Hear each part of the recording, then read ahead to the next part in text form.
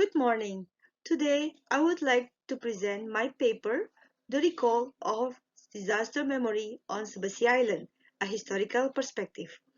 This paper is part of my dissertation under the supervision of Dr. Herry Yogaswara from BRIN, Dr.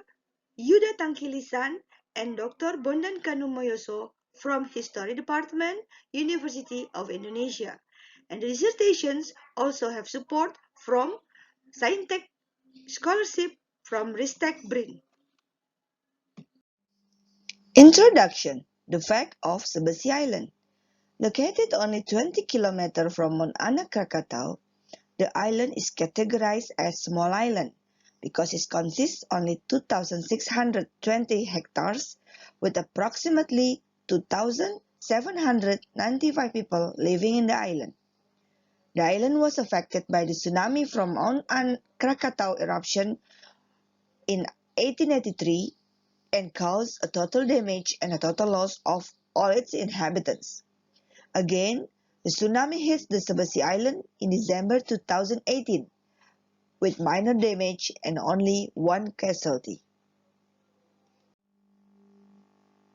This is the map of Pulau Sabasi. It took you 4 hours to go to the island by boat from Banten and only 1.5 hours from Darmaga Chanti in Lampung Selatan. I posed 2 questions in this study. First, what are the factors trigger the recall of disaster memory among the community of Sabasi Island? And second, how is the process of the disaster memory recall on the community? I use historical approach in the study with archival study, microhistory, and interview as a method. Why microhistory? Because microhistory uses narration as a unit analysis or research method, since it could represent the research finding, pointing out the process of conclusion, and demonstrating the gap of our understanding. In this approach, human memory is treated individually as a means of explaining the culture, and if we carefully analyze, it could reveal a whole design of a past society and its culture. This research used the memory of 4 people who experienced the tsunami 2018 to reconstruct the way in which the event helped them to recall and to shape their disaster memory. The study applied a concept of Halbach on memory. He divided memory into 2 categories, first social and second collective, but both are limited to specific community, location, certain area, and time. Memory refers to individual process, but it has a role in constructing collective memory within community by forming specific behavior. The concept of forgetting is also applied in this research. Forgetting is a failure in remembering one experience. Why forgetting? Because the material stored inside the memory are not frequently resurfaced within consciousness. That's why the restoring process of memory, knowledge, or past experience in order to prevent the process of forgetting is called as recalled memory. From the research, we found that the Sabasi Island was an empty island after the eruption in 1883. Only in 1896, Haji Jamaluddin was bought the island and transformed it into coconut plantation. He brought workers to the island in 1920s for temporary settle, and these temporary workers established a first settlement in 1938 after getting the permission for the landowner. This temporary coconut picker was mainly came from Banten and Pandeglang area. During these 1940s, this coconut picker brought their families and relatives and initiated hamlet. During 1950s and 1960s, this hamlet expanded and began people began to settle there.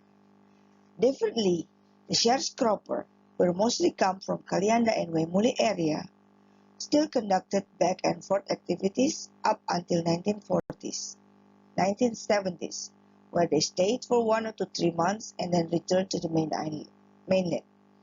These economic activities has reopened the island into a permanent settlement.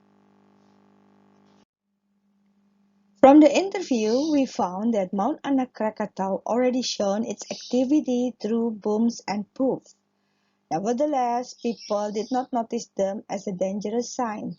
They even thought that it is a rare natural phenomenon to be captured. At that time, Mount Anak Krakatau looked flare up in a vermilion shade. It was around 9 o'clock when suddenly the sea water receded about 10 meters from the shoreline. Some started shouting tsunami and running away from the pier. The community responded immediately by running out of the house and flocking to Mount Subasi. At about 9:27 at night, there were 3 waves that hit the island, where the first was only waters that runs fast into the island, but the second wave was the deadliest. It was very strong and reached up to 4 to 5 meters high in some area of Pulau Sebesi, which damaged the pier, destroyed house and boat in Dusun Regahan Lada and Teluk Baru, while the third wave was less strong than the second but brought about heavy material to the island. Regarding the memory about past disasters that are still recorded by some older people in Pulau Sebesi was mostly about the 1883 Krakatau eruptions. Nevertheless, some are totally don't know or don't remember about this event. While the young generation noticed this disaster mostly through media or from school, the absence of major catastrophe on the island for 138 years after the Krakatau caused them to forget that the area where they live was vulnerable to the natural dangers. The eruption activity always regarded as a sign of its life, just like a cough of a children. Other phenomena resulted from Anak Krakatau, like rain dust, volcanic ash, sulfuric smell, and continual explosive sounds, are considered as normal phenomena for a growing mountain. They believe that as long as Anak Krakatau show its activity, they believe that the mountain would give no harm to them. From the study, we conclude that people of Sebesi today are immigrants who entered and settled in Sebesi around 1940s.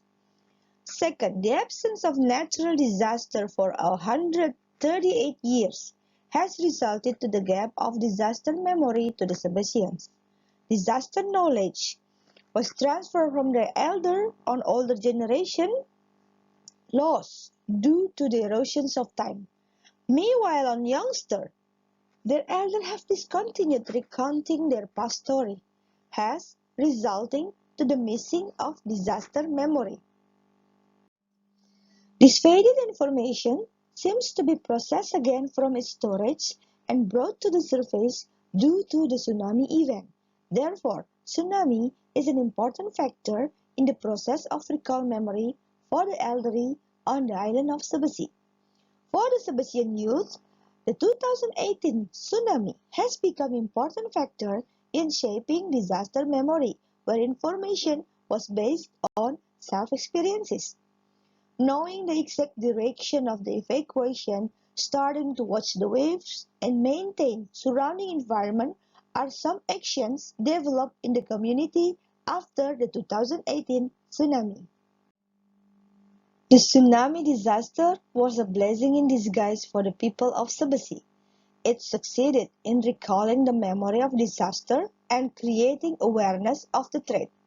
The return of disaster memories provides an opportunity for the development of disaster-aware communities.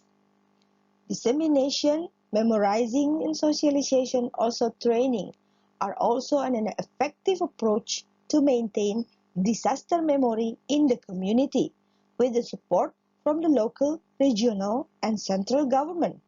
Thus, the people of Subasi Island can adapt and participate actively in reducing the impact of impending disaster. And this is the picture we took in 2019, 6 months after the disaster. Thank you very much.